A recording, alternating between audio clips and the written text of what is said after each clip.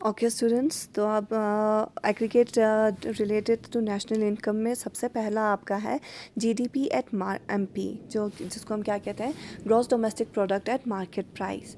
ठीक है, तो जो gross domestic product at market price है वो क्या है, आपका मार्केट वैल्यू है, उन सारी गुड्स एंड सर्विसेज की मार्केट वैल्यू है जो कि हमने प्रोड्यूस की है डोमेस्टिक टेरिटरी के अंदर, हमारे अपने डोमेस्टिक टेरिटरी के अंदर एक अकाउंटिंग ईयर में। ठीक है, उसको हम क्या कहेंगे, जीडीपी एमपी। ठीक है, कि हमारी इकोनॉमी कहाँ पे लाई कर रही है, उसके लिए हमें जीडीपी का पता होना बहुत ज़्यादा ज़रूरी है। तभी तो हम हमेशा कहते हैं ना कि हमारा जीडीपी गिर रहा है, हमारा जीडीपी काफ़ी अच्छा है। ठीक है, 91 से पहले हमारा जीडीपी बहुत ख़राब था, उसके बाद हमने काफ़ी सुधार किया, एंड अभी तो हमारी जीडीपी बहुत ख़राब है, इवन चाइना की भी जीडीपी बहुत ख़राब है। ठीक है, तो ये सारा क्या है, आपका जीडीपी मतलब क्या है, आपका market value of final goods and services. यही डिटरमाइन करता है कि आप कितना लोगों को एम्प्लॉयमेंट कितनी हो रही है, आउटपुट कितना हो रहा है। ठीक है, इसी से जीडीपी से ही हमें क्या करता चलता है, पता चलता है। नेक्स्ट है आपका net domestic product at market price. ठीक है, नेट क्या है आपका, सेम वही इसकी डेफिनेशन सेम वही है जो आपका ग्रॉस डोमेस्टिक प्रोडक्ट की थी, लेकिन इसमें सिर्फ एक चेंज है, क्योंकि ग्रॉस में हम क्या लेते हैं, टोटल लेते हैं, नेट में हम लेते हैं एक्चुअल वैल्यू। तो यहाँ पे हम डेप्रिसिएशन को डिडक्ट कर देंगे, तो आपका एनटीपी एमपी किसके इक्वल होगा, आपका जीडीपी एमपी माइनस डेप्रिसिएशन के इक्वल होगा।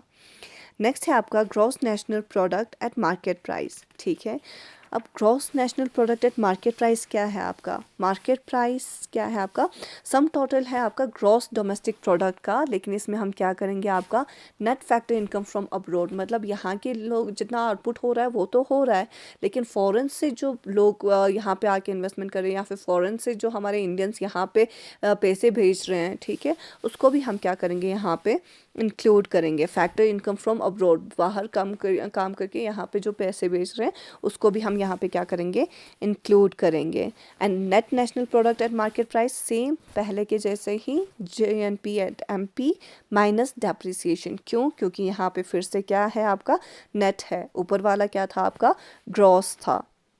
ओके, नेक्स्ट है आपका जीडीपी एट एफसी। ठीक है, ये बात ध्यान देने की है, यहाँ तक आपका क्या था, मार्केट प्राइस में था, एंड यहाँ से आपका क्या है, फैक्टर कॉस्ट है।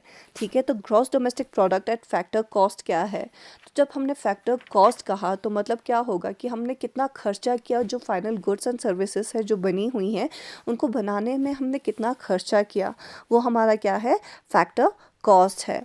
ठीक है, तो ये आपका किसके इक्वल होगा, या तो अगर आप सिंपल लेना चाहो तो आप बोल सकते हो जीडीपी एट एमपी। ये जो जीडीपी एट एमपी है उसमें से हम माइनस करेंगे इनडायरेक्ट टैक्स प्लस सब्सिडीज़। तो ये इनडायरेक्ट टैक्स प्लस सब्सिडीज़ किसके इक्वल होता है, यह होता है आपका नेट इनडायरेक्ट टैक्स के इक्वल होता है। तो हम सिंपल यहाँ पे GDP MP minus net indirect tax भी लिख सकते हैं। ठीक है, जनरली हम नेट इनडायरेक्ट टैक्स ही लिखते हैं, एंड अगर एलाबोरेट करके, अगर आपके क्वेश्चन में नेट इनडायरेक्ट टैक्स नहीं दिया होगा and indirect tax and subsidies दी होंगी, ऐसे सिचुएशन में हम इन दोनों चीज़ों को कंसिडर करते हैं, नहीं तो हम डायरेक्ट एनआईटी ही लिखते हैं। ठीक है, एंड अगर सिंपल टर्म्स में हम बात करें तो आपका जीडीपी फैक्टर कॉस्ट किसके इक्वल होता है, आपका रेंट, आपके वेजेस को हम कंपनसेशन टू एम्प्लॉयज़ भी कहते हैं।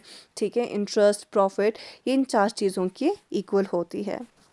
ठीक है, तो जब आप इस तरह से लिखोगे, एंड प्लस डेप्रिसिएशन भी आप यहाँ पे क्या करोगे, इंक्लूड करोगे। क्यों, क्योंकि ये क्या है, आपका ग्रॉस है। ठीक है, एंड जब आप ये वाला लिखते हो कि wage plus interest plus profit plus rent plus depreciation, तब आपको ये सारी चीज़ें लिखने की कोई भी ज़रूरत नहीं है। इनडायरेक्ट टैक्स प्लस सब्सिडीज़, ये चीज़ें लिखने की ज़रूरत नहीं है। क्यों, क्योंकि ये चीज़ें हमने किस लिए लिखा है, क्योंकि हमने मार्केट प्राइस को कन्वर्ट करना है, किस में, फैक्टर कॉस्ट में कन्वर्ट करना है। इसके लिए हमने क्या क्या हुआ है, इसको लिखा हुआ है। ठीक है, नेक्स्ट है आपका net domestic product at factor cost. ठीक है, जिसको हम नेट डोमेस्टिक इनकम भी कहते हैं। तो net domestic product at factor cost आपका किसके इक्वल है, वो है आपका, ऑब्वियसली ऊपर वाला क्या था, आपका gross domestic product at factor cost. तो net domestic product at factor cost किसके इक्वल होगा, आपका जीडीपी एफसी माइनस डेप्रिसिएशन, क्योंकि ये क्या है, नेट है, एंड नेट में हम जो डेप्रिशिएटेड आइटम्स हैं उनको इंक्लूड नहीं करते हैं।